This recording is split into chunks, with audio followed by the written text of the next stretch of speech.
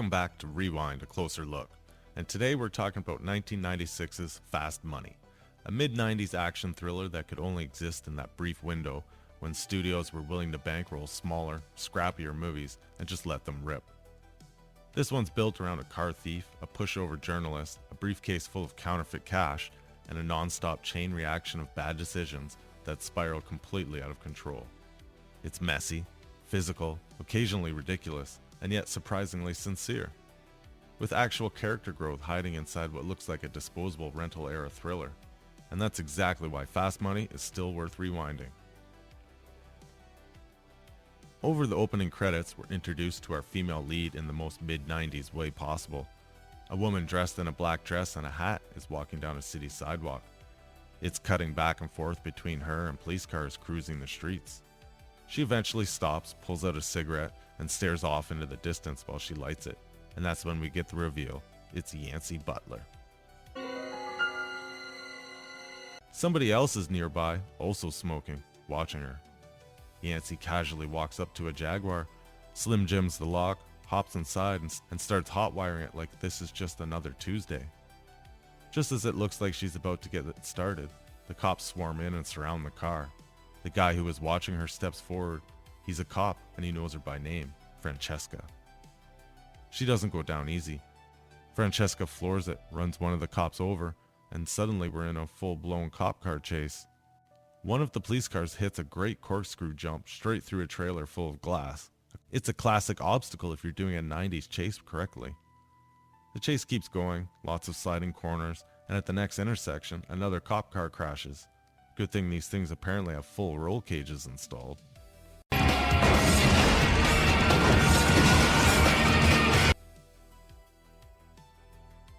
The cop who originally tried to arrest Francesca is somehow fine and back in his own car. Still right on her tail. She cuts through a parking lot, hits a jump, and clears a hill onto the road. A bus pulls through the intersection just after she passes, and the cop conveniently hits a ramp truck parked on the side of the road, launches over the bus, and sticks the landing. The next cop who tries the same move, however, absolutely does not make the jump. And honestly, that's a hell of a stunt. Excellent! Francesca eventually loses them and pulls into a scrapyard where the gate slams shut behind her. She gets out and starts talking to the yard owner, and it turns out it's a chop shop, and Francesca is a full-on car thief. She's already brought this guy 5 cars this week, and she needs the money from the Jaguar so she can lay low. The problem is, this guy says he has no cash. The best he can offer is a trade, which immediately raises the question, a trade for what? Over at the Los Angeles Chronicle, we meet Jack, played by Matt McCoy. What is Lloyd Braun doing here? Sitting in his editor's office and pitching his latest article. The editor absolutely hates it. It's an expose that directly implicates the owner of the newspaper in some kind of conspiracy, and unsurprisingly, the editor says there's no way he can print that. And what looks a lot like a retaliation assignment follows. Jack is told he's being sent to Reno to cover the World Karaoke Championships. Jack sort of pushes back. He says he's an investigative journalist, not a fluff writer. The editor responds with some oddly heartfelt advice. Look, I know you've had a hard time with your wife's death and all, but you gotta get over that, okay? Emotional damage! And then cuts straight to the point. Either Jack takes the assignment or he's fired. So Jack leaves. As he's getting into his car, everyone's favorite familiar homeless guy pops up again, Buck Flower. Watch where you're going! Crazy, drunk pedestrian, rat. Which is funny because that makes 2 movies in a row he's appeared in for this channel. But unlike Michael Madsen in the last one, Hey, go away. Jack doesn't tell him to beat it. Instead, he gives him $10 because he doesn't have a 5 like he wanted to give to him. This guy is the ultimate pushover. Francesca shows up at the airport driving a complete beater of an old Maverick, which pretty clearly answers that earlier question. That must have been the trade. Honestly, after the kind of abuse that Jaguar took during that chase, she's lucky she got a running car at all. A straight swap might have even been generous. Inside the airport, Jack is at the counter finding out that his flight had already boarded. That's when Francesca suddenly appears behind him and immediately launches into a con. She pretends to be Jack's wife, kisses him, and tells the gate agent that they're on their honeymoon. She even throws in that Jack is a travel journalist, because of course she does. And the whole thing works perfectly. The airline buys it, the manager folds, and just like that, both of them are on the plane together, setting up our odd couple situation whether Jack likes it or not. In a dark warehouse in Reno, we cut to a group of guys sitting around playing cards in what is very clearly a counterfeiting operation. The head counterfeiter is played by Trevor Goddard.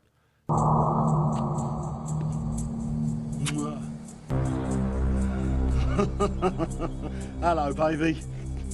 Did you miss me? And his character's name is Richie, and he immediately gives off that dangerous, twitchy energy that says things are not going to end well.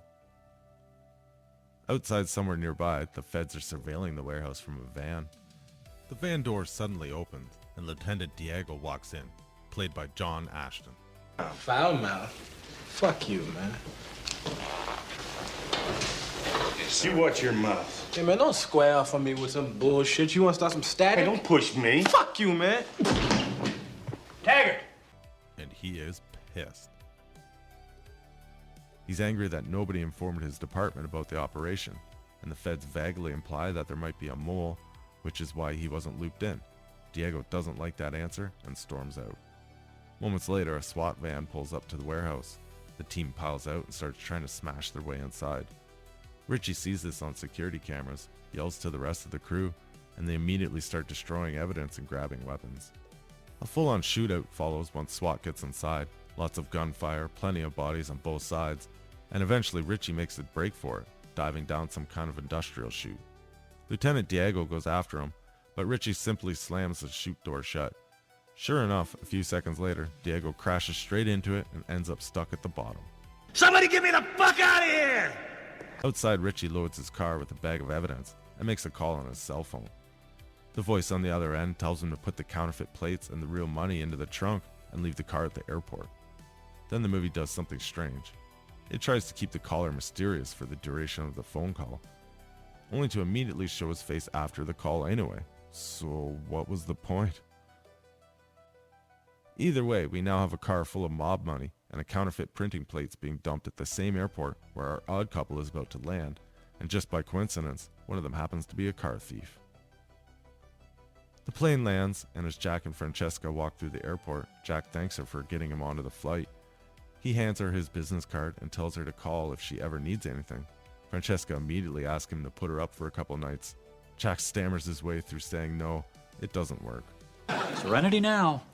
Down in the parking garage, Francesca spots Richie pulling in with a Mustang and steals it almost immediately, like the seat would still be warm. She swings around, picks Jack up, drops him off at the hotel entrance, and heads to park the car. When she opens the trunk, she finds the briefcase. She takes it and goes straight up to Jack's room. They have a few awkward interactions before we cut away to a mob boss speaking Japanese on the phone. Then comes the twist. Lieutenant Diego is working for him, and the mob boss's name is Mr. Stewart, which is not as intimidating as I was expecting. Richie bursts in, yelling that Diego is a cop.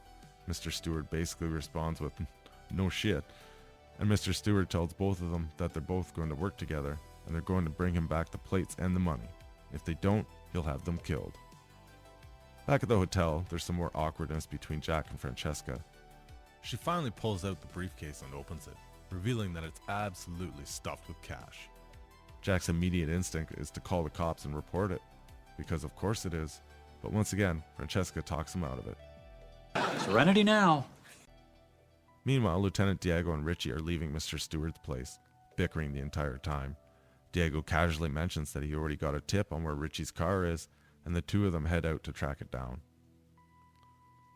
Back in the hotel room, Francesca is counting the money, about $2.7 million. Jack finally slips into investigative journalist mode and starts asking questions, like where she rented the car from. Francesca immediately changes the subject to Jack's glasses, and we learn he only wears them to look more serious, just in case the movie hasn't already hammered how much of a pushover this guy is. She then shuts the whole conversation down by making out with him. Out in the parking lot, Lieutenant Diego finds the stolen car. In the back seat, he spots Jack's luggage tag. Inside the hotel room, Jack is asleep while Francesca stands in the bathroom. Staring at herself in the mirror, she grabs a bundle of cash, leaves it on the pillow next to Jack, and starts to leave. It kinda looks like they may have slept together, but the movie doesn't exactly stop to clarify. Either way, that's when Lieutenant Diego bursts in with his gun drawn. Francesca smacks him over the head and he fires, barely missing Jack and waking him up. Francesca searches Diego and realizes he's a cop. Jack scrambles to get dressed, panicking about the fact that Francesca just hit a police officer. Francesca argues that he wasn't there as a cop. He didn't announce himself, he didn't say police, he just fired. She tells Jack they have to leave right now. Jack's still worried about his karaoke assignment if he runs, but Francesca reframes it perfectly. This isn't just a story, it's a briefcase full of money and police corruption. This is a story of a lifetime, and that finally does it. Serenity now. So Jack has no choice but to go with her. They grab Lieutenant Diego's car keys, rush outside, and take off in his car. The next morning, Richie wakes Lieutenant Diego up, and the two of them head down to the police station where they meet with another cop. This guy hands over photos and background info on Jack and Francesca, and we learn that Francesca has stolen over 100 cars in the last couple of years, which honestly makes this cop feel a little suspicious too, but whatever. Richie then points out that if Francesca stole his car, she probably used the car phone, so Lieutenant Diego calls it. Jack and Francesca answer it, and Diego pretends to be a different cop. He tells them to turn themselves in, hand over the plates in the briefcase, and in return Francesca won't be charged for the stolen car. Jack and Francesca check the briefcase again and find the plates inside. Somehow they missed them earlier when counting the millions of dollars in cash, which feels unlikely, but okay. Francesca tells Diego they have the plates, but she wants full immunity for both herself and Jack. Diego agrees and they set up a meeting. With the trap now in place, Jack and Francesca head out to meet up with him in the middle of nowhere. When the car pulls up, Jack gets out alone. Francesca is hiding nearby for reasons that are about to become very clear. The two men arrive. One is the cop from the police station, and the other is a guy we haven't seen before, so we know what that means. Jack asks for ID. One of them flashes it, while the other immediately reaches for the briefcase. They open it and find only the counterfeit plates inside. The money is gone. There's a brief pause, and then the obvious question comes up. We seem to be missing $2.5 million. As they start pressing Jack for answers, he doesn't immediately crack. Instead, he glances towards the trunk, and the two men take that as a cue, toss Jack to the ground, and walk around to the back of the car and open it. That's when Francesca pops out of the trunk. Surprise, motherfucker! Dual-wielding pistols. No explanation for where the guns came from, but she doesn't hesitate to use them. Both men are dead. Jack is officially panicking now. Not only did Francesca just kill people, she killed cops. Serenity now, Jack. They argue afterward and agree that once they cross the border, they'll go their separate ways. Jack doesn't want to leave the country, but Francesca really doesn't care. She tells him to get in the car, and that's the end of that. The police find the dead cops quickly, and Lieutenant Diego and Richie arrive on scene. Diego immediately pins it all on Jack and Francesca. He tells the officer in charge to put out an APB and sets up roadblocks. Back in the car, Jack and Francesca have a rare quiet moment. He thanks her for saving his life, and she tells him he can call her Frank. Jack then mentions that he overheard the cops talking about Mr. Stewart, and of course, Jack knows exactly who that is. He explains that Mr. Stewart is trying to turn Reno into a tax haven, something like Hong Kong. Frank puts it together quickly. Stewart must be bankrolling the whole thing with counterfeit money. And just like that, this stops being a random nightmare and starts looking like a real story. This is a really big story. Lieutenant Diego and Richie pull over at a diner so they can use a payphone to update Mr. Stewart. Mr. Stewart is not happy. During the call, we get confirmation that he needs the plates within 48 hours, or his financing dries up completely. So now we've got a ticking clock, 48 hours. They really should have just called this movie 48 Hours. Oh. Inside the diner, Diego and Richie get into an argument about morals. Diego claims he only kills guilty people, while Richie kills indiscriminately, which is a fascinating debate considering they are both very clearly murderers. I'm not sure that distinction really matters, but hey, whatever helps you sleep at night. When the waitress comes back, Richie shows her printouts of Jack and Frank, which raises a question. Weren't those photos black and white earlier at the police station? Somehow they're a lot nicer now. Meanwhile, Jack and Frank stop for gas. While Jack stays outside filling the car, Frank heads into the diner to grab some food. Yes, the same diner. And this is where the timeline completely falls apart. Jack and Frank left the crime scene well before the bodies were discovered. Then Diego finds out about it, drives out there, updates Mr. Stewart, and somehow they're already sitting in this diner when Jack and Frank arrive? I don't know what shortcut they took, but apparently everyone's running on fast money time. Inside the gas station, a TV is playing a news report with Jack and Frank's faces on it. There's now a $60,000 reward. Richie spots Frank, grabs her, and starts dragging her out. The waitress sees what's happening and starts freaking out, so Richie just shoots her, which immediately proves Diego's earlier point about Richie killing indiscriminately. Richie slams Frank onto a pool table. She grabs a pool ball, cracks him in the head with it, and then dives straight through the glass window into the ground outside.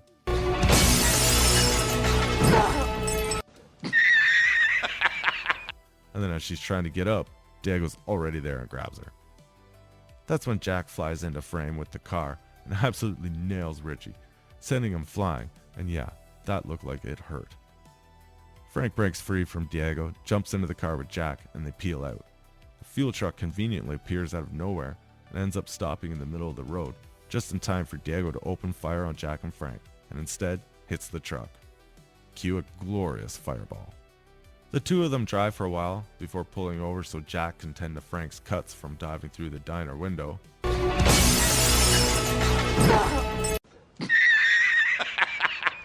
Once that's done, the tension finally boils over and they start arguing, taking turns blaming each other for how completely out of control everything has become. Then Frank takes it one step too far and drops the line.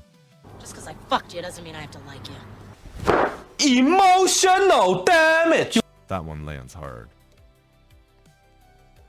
Jack is genuinely hurt and walks away, and for a minute it feels like that might be it.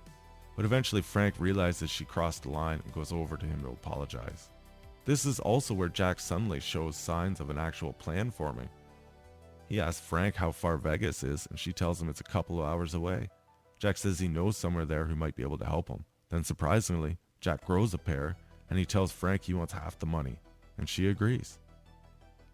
In Vegas, they pull up and start to get out of the car when Frank points out that Jack forgot the keys, and the car might get stolen. Jack just smiles and says exactly.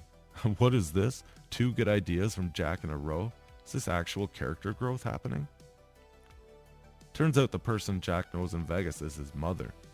He tells her they're in trouble, that he needs to borrow her car, and then he needs to make a phone call. That call is to his editor back at the newspaper.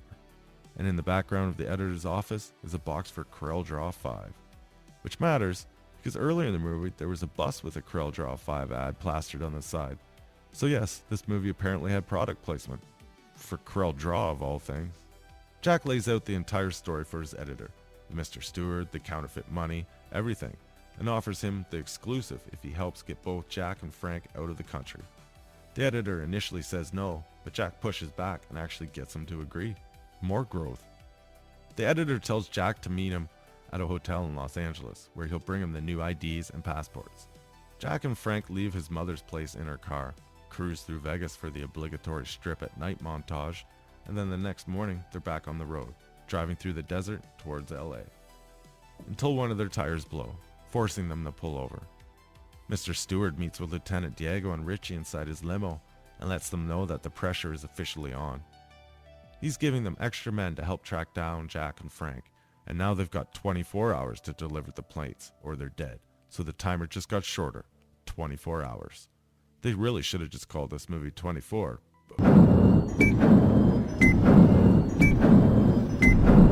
Oh. Back on the road, Jack and Frank finish changing the tire and have a quieter moment where Frank asks about Jack's dead wife. Jack says she was like you, which feels like another sign of Jack actually moving forward. Is he taking his editor's advice? Is this growth? Again? They keep driving through the desert and finally make it to a hotel in Los Angeles. Things are actually looking good for them for once. They're acting like a real couple now. Until Jack says he's falling in love with her, Frank completely freaks out, refuses to say it back, and just calls him an asshole instead. I think you're an asshole. S-S-H-O-L-E. Jack leaves the room to grab something to rebandage Frank's arm. Remember the glass window?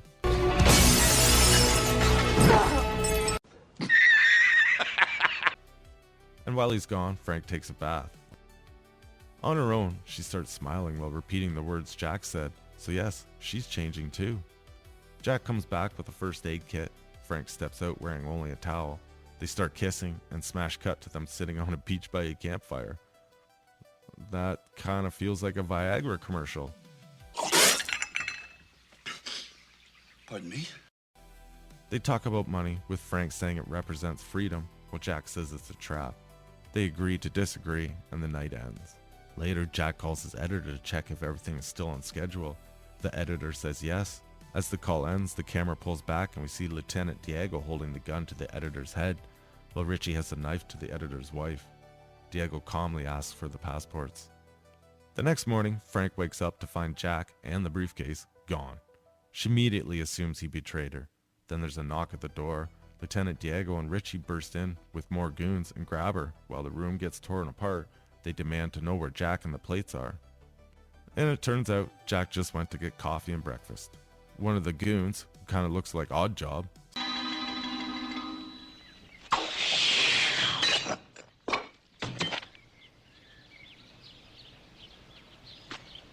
starts burning Frank with a cigarette. Jack hears her scream from outside. He drops the breakfast, runs up the stairs, and sees the guys outside the room and opens fire, killing most of them, and the Oddjob guy as well. Lieutenant Diego and Richie join the firefight. Frank slams the door, rolls over the bed, grabs her pistols, and takes out the last unnamed goon. Now it's just her versus Diego and Richie, which leads to a full shootout, where apparently a hotel bed counts as bulletproof cover.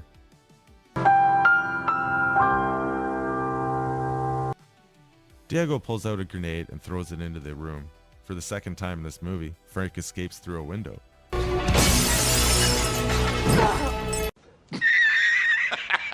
She hits the ground, Jack pulls up, and they take off. After Frank panics about him leaving her, Jack explains the coffee run and pulls a shotgun from the back seat, saying, "Look what I found." Right on cue, Diego and Richie slide in front of them with multiple cop cars, and the chase is on. Frank starts blasting away with the shotgun, and one of the cop cars hits a parked car and launches into a massive jump.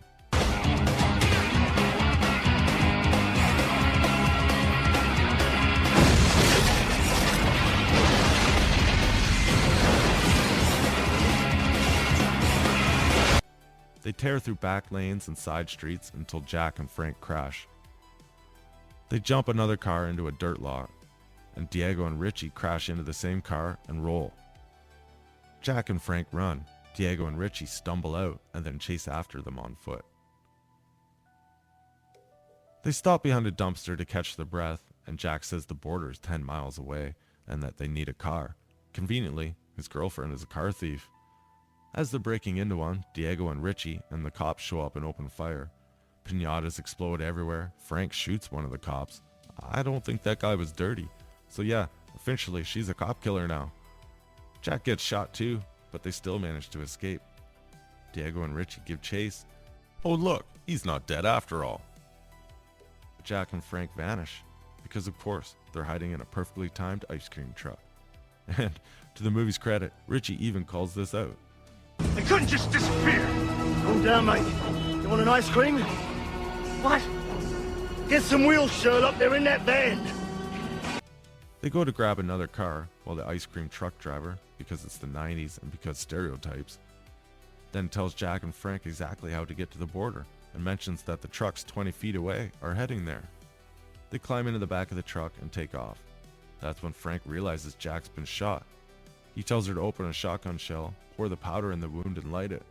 I wonder if that would actually even help anything. Nope. Guess that answers that question. And finally, they say they love each other. But at the border, we see Lieutenant Diego waiting. The ice cream driver couldn't keep quiet. Jack and Frank jump out of the truck and start walking across the bridge. But Diego spots them and opens fire. They jump into the cab and crash through the border. On the other side, they crash again and run on foot. Diego can't get a clean shot, so instead he just shoots the car. causing it to explode next to them and launch them through the air. The briefcase pops open and money starts flying everywhere, and Frank's leg is injured. Diego runs across the border, starts kicking Jack, and is about to kill him until Frank distracts him with the plates. Jack gets up just in time to fight back. Then, Richie comes flying in from under the bridge on a helicopter and opens fire. Jack uses Diego as cover, Richie shoots Diego, Jack shoots Richie, and then he falls from the helicopter off the bridge in a fantastic stunt fall. Jack picks up Frank and carries her away as the helicopter rotor wash blows money all over the border bridge, with people rushing in to grab it. Fade to black. So yeah, Fast Money isn't trying to reinvent anything. It's a mid-90s action thriller that moves fast, gets messy, and occasionally makes absolute insane decisions. But the thing that surprised me the most is the characters actually change. Jack grows a spine, Frank lets her guard down, and the movie gives them arcs instead of just dragging them from one explosion to the next. That said, it's also one of those movies where our heroes probably kill a few innocent people, destroy small cities worth of property, and just kinda keep going on like that's fine. But honestly, that's part of the era. Practical stunts, real crashes, real fireballs, and a story that isn't afraid to escalate even when the logic gets a little wobbly. It's not perfect, but it's fun. It's physical, it's packed with familiar faces, and it absolutely feels like something that could only exist in the 90s rental store era. And the fact that it manages to sneak in actual character growth on top of all that chaos just makes it better. So if you enjoyed this rewind, hit like, drop a comment, and let me know what mid-90s action movie you think deserves a revisit, and subscribe for more deep dives into movies that still hit harder than they probably should. And I'll see you in the next episode. Hold up. Wait. I heard they found a family in your freezer. Serenity now. Insanity later. You're psychotic. You are completely psychotic. Just shut up, Jack! Just calm down. Okay? They were going to kill you, and then they were gonna kill me. Well, what do you think? That I enjoy killing people? Is that what you think? Well, let's look at the facts. Screw you, Jack. You wanted to be a part of this. I didn't know that meant killing people. Jeez, I'm going to jail. Would you rather be dead? Well, I'm already dead. I'm gonna go to prison and I'm gonna spend the rest of my life picking up soap for some guy named Bubba. Yeah, well, that might do you some good. That's very funny. That's very funny.